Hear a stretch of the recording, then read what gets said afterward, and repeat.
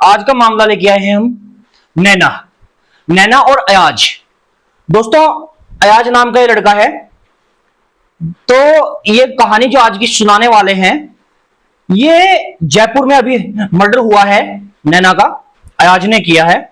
क्यों किया है दोस्तों? असल में ये कहानी शुरू होती है कुछ साल पहले। कुछ साल पहले की बात थी कि ये जो नैना नाम की लड़की थी, ये फेसबुक पे काफी एक्टिव रहा करती थी।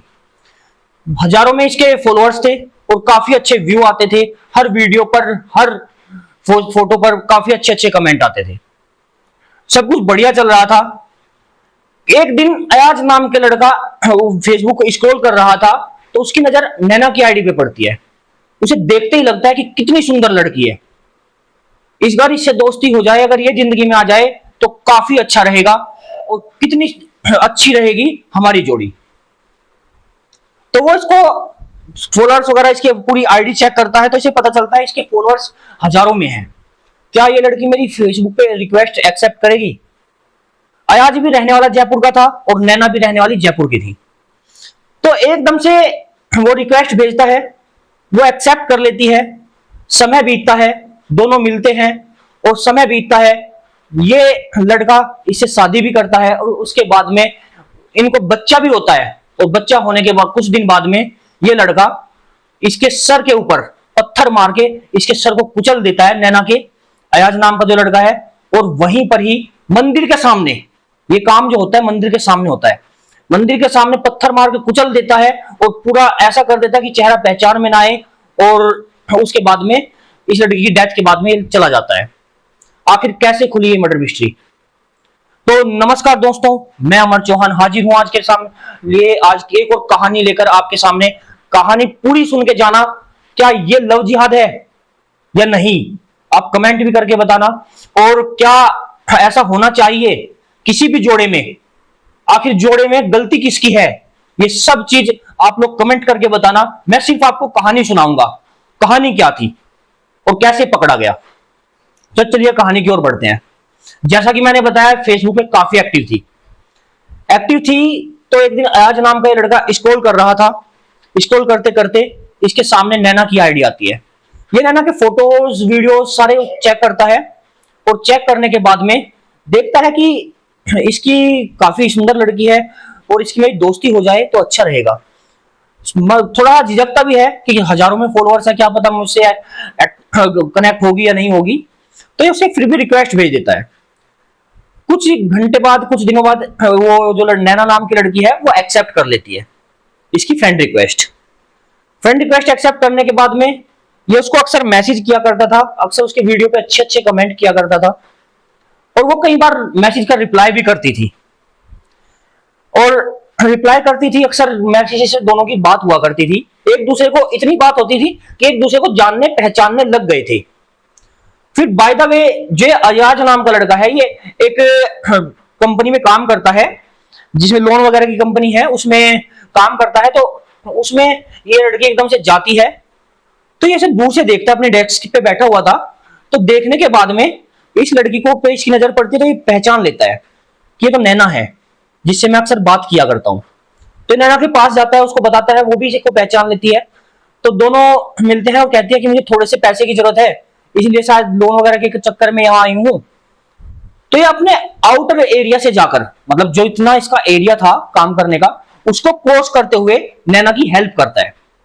ये बात नैना को काफी अच्छी लगती है। इस बात को लेकर नैना कहती है कि तुम नंबर एक्सचेंज कर लो, तो हो सकता है मुझे कभी जरूरत पड़े तो मैं आगे भी आपको याद कर लूंगी। तो याद कहता है, बेशक, कभी भी, कोई दिक्कत नहीं है, जब आपका मन हो तब आप याद करना।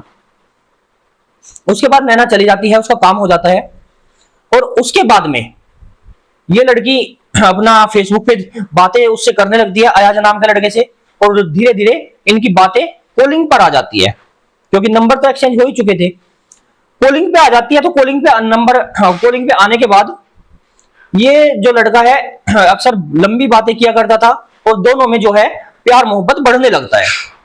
जब दोनों में प्यार मोहब्बत बढ़ने लगता है तो बात आगे बढ़ती है और दोनों सोचते हैं कि क्यों ना मिला जाए। अक्सर अब ये लोग मिलने लगे थे और जैसे ही मिलने चिलने का सिलसिला ज्यादा आगे बढ़ा तो इनकी नजदीकियां और बढ़ गई। दोनों सोचते हैं कि अब हमें इस रिश्तों को एक नाम दे देना चाहिए, शादी का नाम, कि ना हमें दोनों को शादी कर लेनी चाहिए। लेकिन हम दोनों अलग अलग उससे हैं, धर्म से हैं, तो घर वाले नहीं मानेंगे। तो इसलिए नैना हिंदू थी और ये मोमडन था। तो उसके बाद में ये दोनों घर से भाग जाते हैं, वो भाग के आ जाते हैं गाजियाबाद। कुछ 3-4 दिन गाजियाबाद में बिताते हैं तो घर वाले कहते हैं कि बेटा परेशान मत हो, आप आ जाओ, हम स्वीकार कर लेंगे। दोनों के घर वाले एग्री हो जाते हैं और लाइफ मस्त हो जाती है, बढ़िया चलने लगती है। आगे जाकर ये अक्सर इसको मंदिर भी लेके जाया करता था और अक्सर ये मस्जिद भी जाया करता था खुद। तो उसके बाद में समय बीतता है और समय बीतने के बाद में एक दिन ये इससे कहता है कि तुम जो फेसबुक पे एक्टिव रहती हो, अपने दोस्तों से इतनी बात करते हो, ये अच्छी बात नहीं है। तो इसको रोकता है, लेकिन लड़की कहती है देखो तुम्हारे कहने से मैंने अपना नाम बदल लिया, अपना धर्म बदल लिया, अपना सब कुछ बदल लिया, लेकिन अगर तुम कहोगे कि फेसबुक से और सब दोस्तों से सबसे दूर हो जाओ, तो ये तो मैं नहीं करूंगी। इतना मना होने के बाद में दोनों में झगड़ा होता है। अब घर में अक्सर झगड़ा होने लगा था फेसबुक पे चैटिंग को लेकर।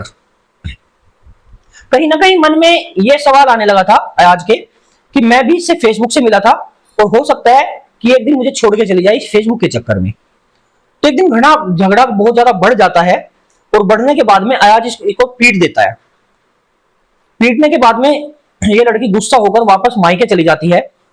कुछ दिन मायके में रहती है तो अयाज कहता है कि देखो, अयाज को मन में लगता है कि शायद मैं इसके बिना नहीं रह पाऊंगा, तो फोन करता है और फोन करके कहता है देखो बाबू, मैं तुम्हारे बिना, या जो भी शब्द कहता है कि मैं तुम्हारे बिना नहीं जी पाऊंगा और मैं तुम्हारे साथ रहना चाहता हूं। काफी रिक्वेस्ट करता है, काफी उसको मनाने की कोशिश करता है और जब ज्यादा रिक्वेस्ट करता है तो पत्नी मान जाती है और वो वापस घर आ जाती है। रास्ते में आते हुए भी ये चैट कर रही थी अपने फेसबुक फ्रेंड से। वहां भी अयाज का माथा ठनका, लेकिन कुछ कहा नहीं।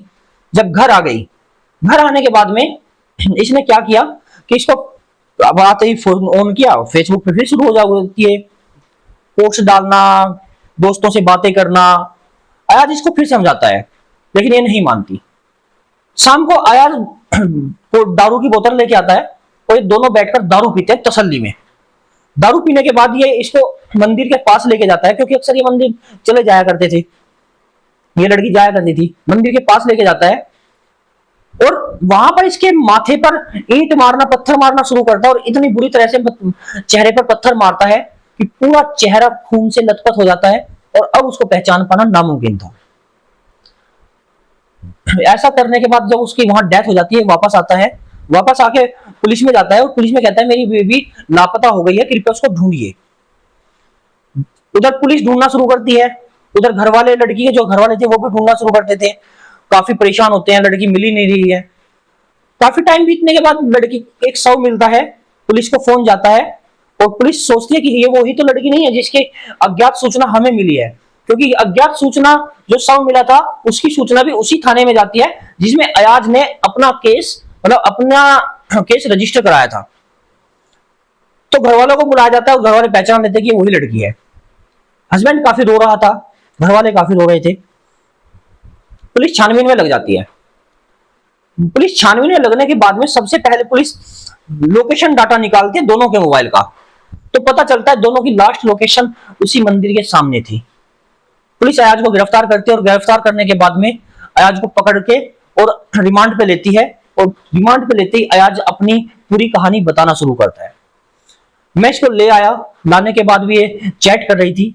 मुझे डर था कि मैं भी एक दिन इससे फेसबुक से ही मिला था और कहीं ऐसा ना हो कि एक दिन ये फेसबुक के किसी लड़के के साथ में चली जाए मुझे छोड़कर। तो इस वजह से मैं काफी चिंतित रहा करता था और घर में काफी झगड़े रहते थे और मैं सोच रहा था कि काफी दिन मायके रही है तो थोड़ा सुधरेगी, थोड़ा समझेगी, लेकिन ये समझी नहीं, ये और ज्यादा फेसबुक पे बिजी रहने लगी और इसलिए मैंने ये कत्ल किया। जरा से टॉर्चर के बाद जैसे ही पुलिस थोड़ा सा दबाव डालती है तुरंत बता देता है सारी कहानी। तो जयपुर का ये हत्याकांड आपके लिए क्या सीख लेके आया और क्या आपकी इसके बारे में राय है? ये केस अंडर ट्रायल है। अपनी राय कमेंट जरूर करना और बताना कि आपकी राय क्या है। मिलते हैं किसी नेक्स्ट वीडियो में, तब तक के लिए नमस्कार।